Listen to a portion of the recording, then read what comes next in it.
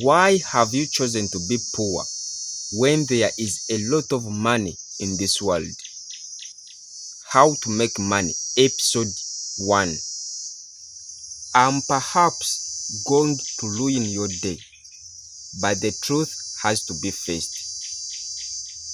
Like it or not, you are currently poor because you have chosen to be so.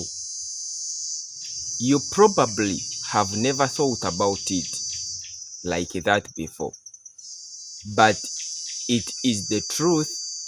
As human beings, we largely live the kind of lives we do by choice.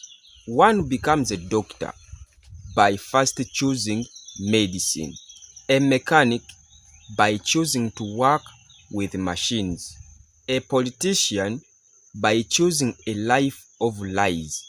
One becomes a boxer by choosing sports, an author by choosing to mess around with pen and paper. I think you get the point. That is episode 1.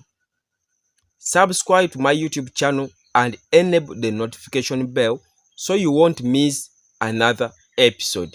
See you tomorrow.